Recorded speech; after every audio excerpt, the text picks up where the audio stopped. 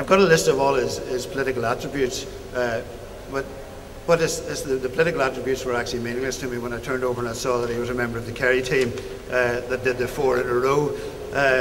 And as a fervent Armagh supporter, I can only point to one victory. But anyway, I think I should just mention that to a large extent the debate that kicked off here was inspired, and I hope I'm not upsetting the political equilibrium here, but it was inspired by an amazing speech that Brian Cowan made in May 2010, where he made the point that the ministers just made about wanting the whole island to address this together. But the strongest point he made in that speech was that how we actually celebrate and commemorate these occasions over the next 10 years will leave a legacy for our children, and that's the important thing we need to think about. Minister, you're very welcome, and we're delighted you could join us tonight.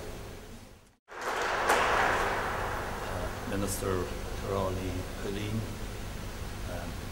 Tony McCusker, Chair of the Community Relations Council, Ronnie Spence, Chair of the Lottery Fund, ladies and gentlemen, I'm delighted to be here with you this evening.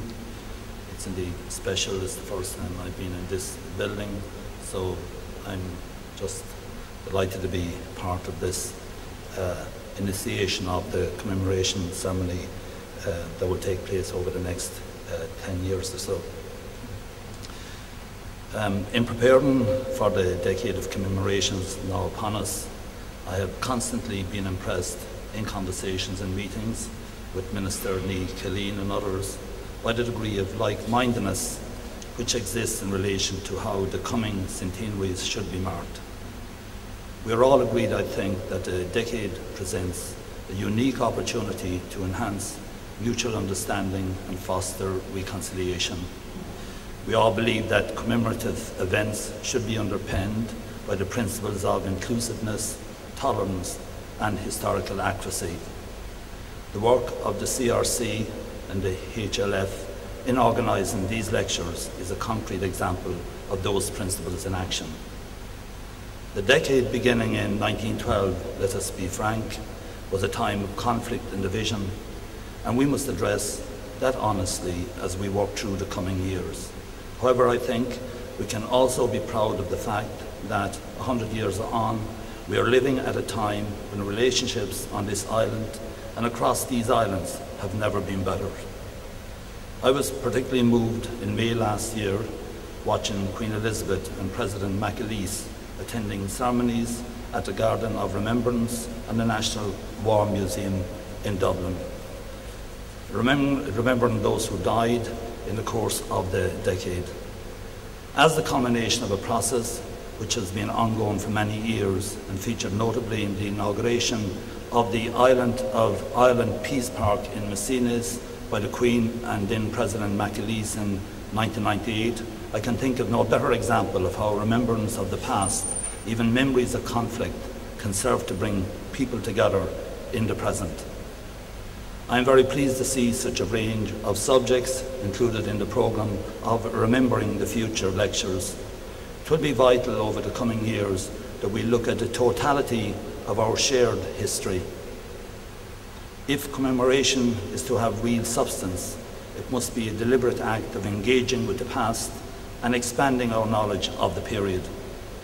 We should never seek to dictate how individuals mark or chose not to mark specific events of the period. We also realise that certain events will resonate more strongly for some people than others. However, we must also remain firm in our conviction that no one has a monopoly on the past, on any particular anniversary. The events we will commemorate belong to all of us.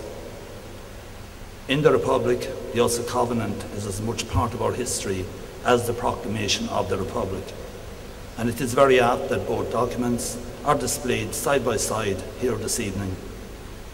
This reminds us that all the events of the decade are interconnected and none can be understood in isolation from the wider context. I would also like to pay tribute to the esteemed writers and academics who will be participating in the lecture series over the coming months. In particular, Lord Bew, who will deliver this evening's address.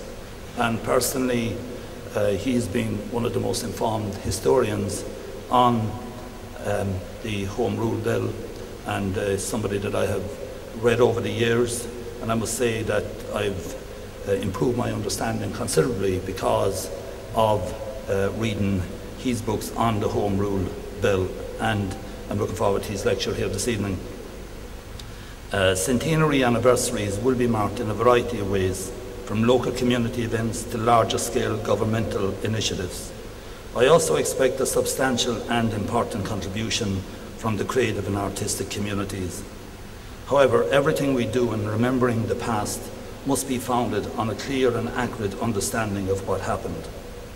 Historians and other experts have a vital role to play in supporting this. For that reason, I am very pleased to announce that the Taoiseach earlier this week announced the formation of an advisory group of eminent historians chaired by Dr. Maurice Manning, Chancellor of the National University of Ireland, and I'm glad that Dr. Eamon Phoenix is on that advisory group and he's here this evening with us. This group will be an important resource to the Irish Government in developing a comprehensive and inclusive programme of commemorations over the coming decade. I'm very grateful for the members of the group for their contribution. We should not forget that the events we will be remembering changed the course of history, not just in the island of Ireland, but within Great Britain as well. The third Home Rule Bill, which was introduced 100 years ago next month, was the most debated political issue of its time in Westminster. I welcome the fact that, to mark this anniversary, the Northern Ireland Office will be launching an exhibition on the bill in the Houses of Parliament next month. I hope that it will be possible for the exhibition to be displayed elsewhere, including Dublin and here in Belfast, no doubt, so as many people as possible will learn more about this defining political moment. And next Monday, I understand, in Westminster, both Prime Minister Cameron and Taoiseach Kenny will open an exhibition there in Westminster Hall, which should be quite historic, marking the Third Home Rule Bill.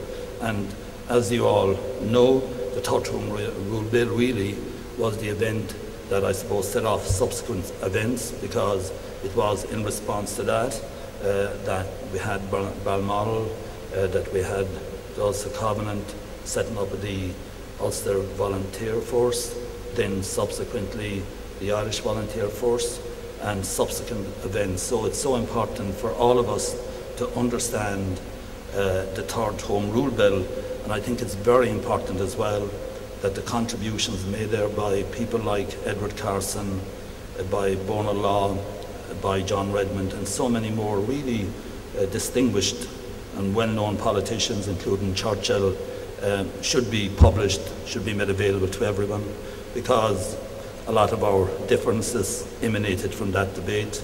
The island, I suppose, the discussion on partition started there.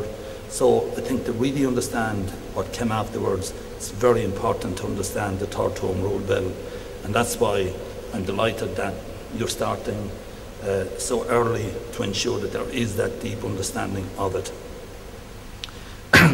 And as I said, it could be argued that the debates around the bill established the lines of division and the scope of the debate which would define Irish politics for the following decade, if not longer.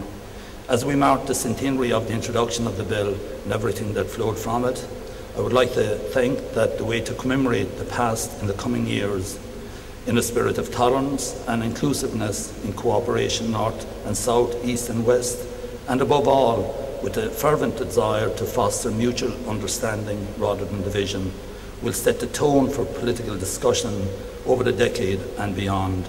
So, ladies and gentlemen, I think it gives us all a really great opportunity, and Carol and myself, we have discussed this, and I've discussed it with politicians from both sides here in Northern Ireland. Certainly there's, I suppose, great unanimity and unity in the Republic. We have an Oireachtas committee that includes people from all parties there and outside. So I think it gives us a great opportunity just to, I suppose, interact more with each other, both cross-border, also east-west. Both Owen Patterson and Hugo Swires are very, very much engaged in the process already. So I'm looking forward, as chairman of the commemorations committee in the Republic, to foster and even closer links with Corral and with both communities here over the coming months and years. So again, thank you very much. I'm just delighted to be here with you, and I'm looking forward to the lecture this evening. Thank you.